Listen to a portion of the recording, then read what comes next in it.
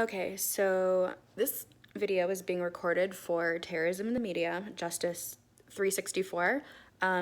This video is being recorded for ideological terrorism section. So essentially, I wanted to focus on this video about my initial perceptions of my own experience with religious terrorism, not so much religious terrorism, but the prevalence of violence in Catholicism. I was raised Catholic. I made all of my sacraments up until confirmation in the Catholic Church. Now I am agnostic or secular, but I went to Catholic school from 3 years old to my sophomore year, and then there was a year and a half when I didn't go.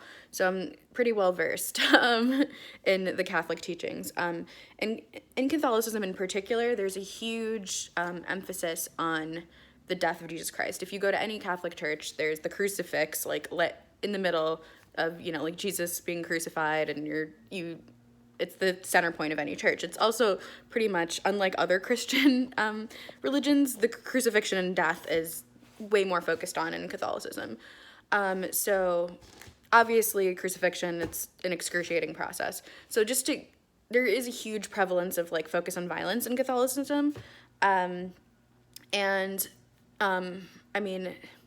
Essentially, in Catholicism, you're taught that in all Christianity, but in Catholicism, that the death of Jesus Christ was basically our fault because of our complicitness in original sin. And even from an early age, I remember I used to have nightmares because of this fixation on violence. So I would have nightmares regarding the crucifixion. I remember one in particular, this person that I was traveling with, I must have been 5 or 6 years old, had been condemned by this queen to die, and he was being crucified inside a box rolling down a hill, and I was forced to watch.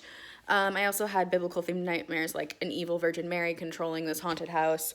So there was a huge fixation on violence. To begin with, I remember being scared of Catholic churches because my mom was taking me on a tour in for kindergarten to see what Catholic school I was going to go to, and I remember being scared because, there's this huge violent, bloody crucifixion. Also in every church, they have the Stations of the Cross, which begins with Pontius Pilate condemning Jesus to die and ends with Jesus being placed in the tomb.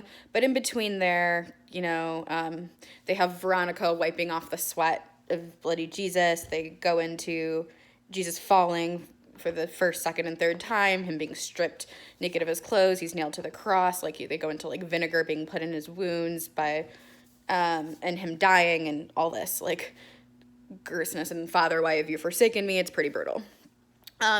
So in any other circumstance, people, they're in American culture, we tend to we have rating systems for movies, and parents wouldn't necessarily want their kids to be exposed to this kind of stuff, except for when it comes to religion. So it's kind of interesting because it is very violent. There's also, stigmata, which is glorified in the Catholic Church, which is basically the concept of you are so religiously, you're such a spiritual person, you're so into God that you actually take on the wounds of Jesus Christ. It's kind of funny because the nails are supposed to be in the hands, but in actual crucifixion, the nails would have been in the wrist because the hands wouldn't have had enough strength to hold it up. But supposedly in stigmata, I think the nails are in the hands. And also the crown of thorns is another one. So you have that's another thing that's focused in on the stage of cross, how they put a crown of thorns on his head and he's bleeding and all this stuff, torture. But in stigmata, you would get and it's supposed to be in Catholic school when I was in high school, it was supposed to be considered a good thing, right? So my teacher was telling me in one particular story, he was a great teacher, but he was saying, there was a movie Stigmata that had came out, and the teacher was annoyed with it. He was also a deacon. He was like, you don't get stigmata from touching the rosary out of a dead priest's hands. You get stigmata because it's it's a good thing. It's means you're close to God, that you're empathizing with Jesus so much, so whatever. So that was told to us. I'm trying to think what else. There's also the fixation. I had a book that was given to me in 2nd grade about the various saints, right? And the various saints died in very brutal ways. True story. I saw the movie Carrie early. The only thing that I was scared of from Carrie was the statue of Saint Sebastian that was like put in there. So that was the only element of it that scared me, because growing up Catholic, you're kind of like you're given these images. So like I'm sorry, my friend's cat is biting my wrist. But yeah, so essentially saints died in various ways. You know, Joan of Arc, most commonly known, was burnt by the stake for her religious conviction.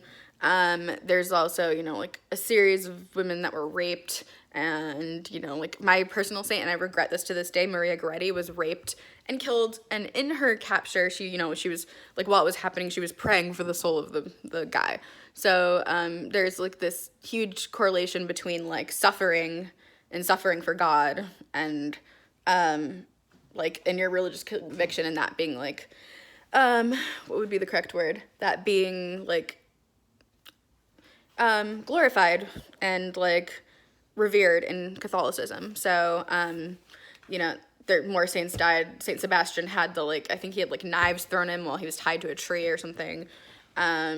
Various saints were crucified, burnt, hung, slashed, had body parts cut off, whatever, like tortured in various ways, jailed, like all this stuff.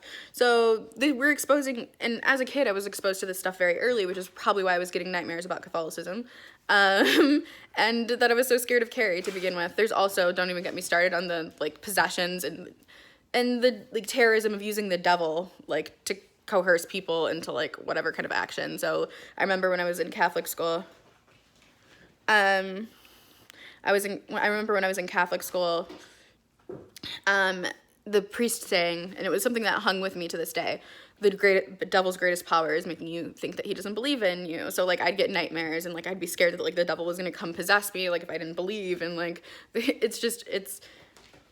it's like intellectual terrorism, in a sense. Like you're using these violent images. There's not direct to coerce people into believing into a certain set, because if they don't, you're going to go to hell. And that's like the fundamental Christian doctrine, right?